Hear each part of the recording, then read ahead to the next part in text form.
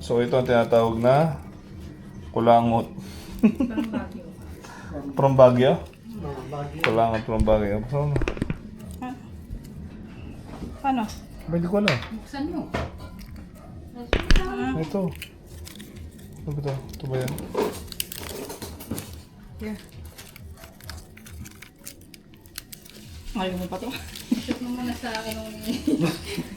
Ganito mo yung shoot na ganyan kalaki. Ito kita na naka-video ko. Sumali ka. Sumali ka. Dito na naka-video. Paano to? Buksan.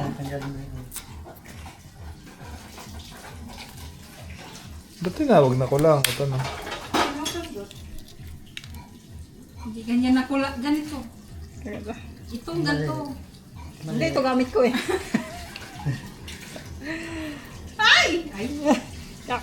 Ang cute naman yan. Sobrang hindi siya kinakain. Hindi, kinakain. Ano lasa? Ano lasa? Malagkit. Malagkit. Oo, pakahirap pa sila dito. No?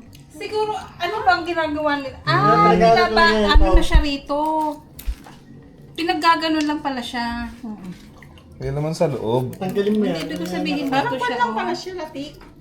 Nilagay Parang din. mali- Akala ko naman nilagay din lang pala nila. Nalagay lang din yan. Na yan. Kulangot niya. Walang laman. Scam. Sorry. Nakaganon talaga. Hindi nalagyan. Depende sa kung gaano kalaki yung kulangot. Hindi ba minsan wala makulangot? Ah, meron oh. Grabe naman yan. Binibenta ko yan, no? Tapos ang mahal-mahal pa. Matamis naman. Oo nga, yung effort nila. Mabubusog din. Ayun, ito malaki. Ang laki naman ng kulangot mo, Brad!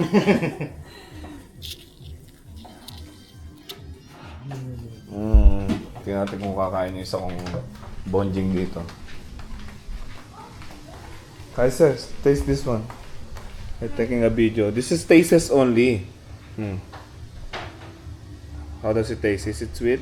What is it? Jam? Yeah, something like that. How's it? Sweet? Not bad. That's good? It's jam daw. Hindi ko masabing kulangot ang pangalan, pero so yun. So ito yung kulangot ng Baguio. Na-taste na natin.